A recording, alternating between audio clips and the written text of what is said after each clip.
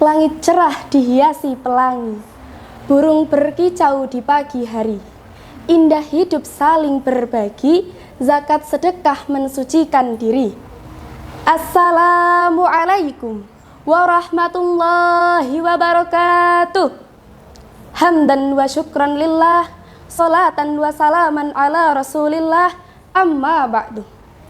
Alhamdulillahi rabbil alamin. Segala puji bagi Allah subhanahu wa ta'ala yang telah melimpahkan nikmat iman, nikmat Islam, serta nikmat kepada kita semua, sehingga pada kesempatan yang berbahagia ini kita dapat berkumpul dalam keadaan yang penuh keberkahan.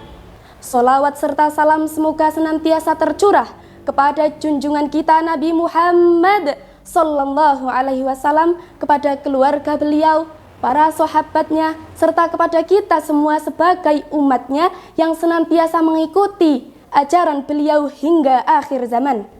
Hadirin rahimakumullah. Di sekitar kita seringkali terlihat dua realitas yang sangat berbeda. Di satu sisi ada orang-orang yang hidup dalam kelimpahan harta dan kemewahan, sementara di sisi lain masih banyak saudara kita yang harus berjuang keras hanya untuk memenuhi kebutuhan hidup sehari-hari. Perbedaan inilah yang kita kenal sebagai ketimpangan sosial. Lalu muncul sebuah pertanyaan penting, apakah Islam memiliki solusi untuk mengatasi kesenjangan tersebut? Jawabannya adalah ya. Islam tidak hanya mengajarkan ibadah kepada Allah, tetapi juga mengajarkan kepedulian sosial melalui zakat, infak, dan sedekah.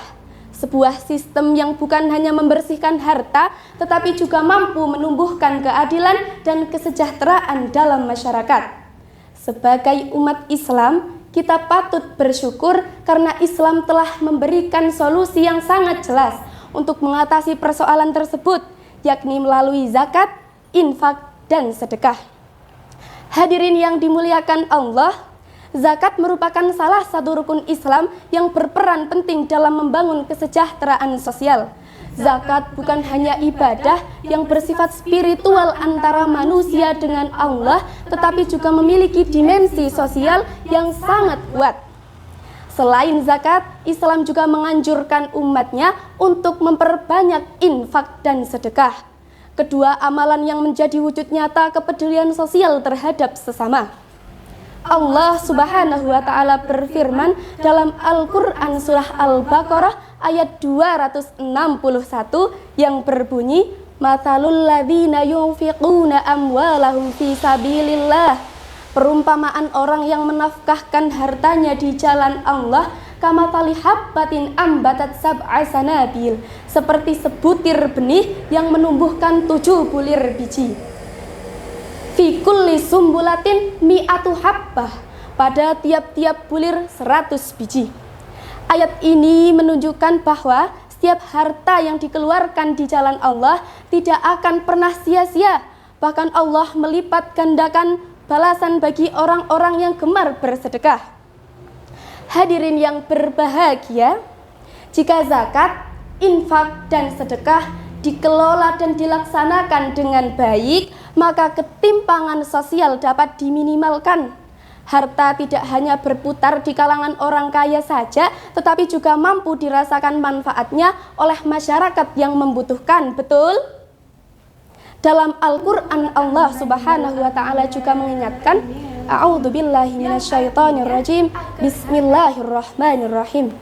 Kaila yakunu dulatan bainal aghniya'i minkum, yang artinya agar harta itu tidak hanya beredar di antara orang-orang kaya saja di antara kamu.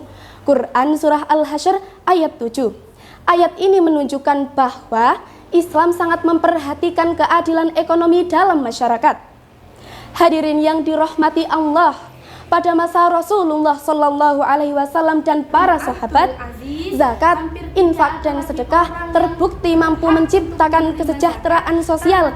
Bahkan pada masa pemerintahan Khalifah Umar bin Abdul Aziz, hampir tidak ada lagi orang yang berhak untuk menerima zakat karena tingkat kesejahteraan masyarakat yang sangat tinggi. Hal ini menunjukkan bahwa zakat, infak, dan sedekah bukan sekedar amalan pribadi, tetapi juga sebuah sistem yang mampu mengurangi kemiskinan dan ketimpangan dalam masyarakat.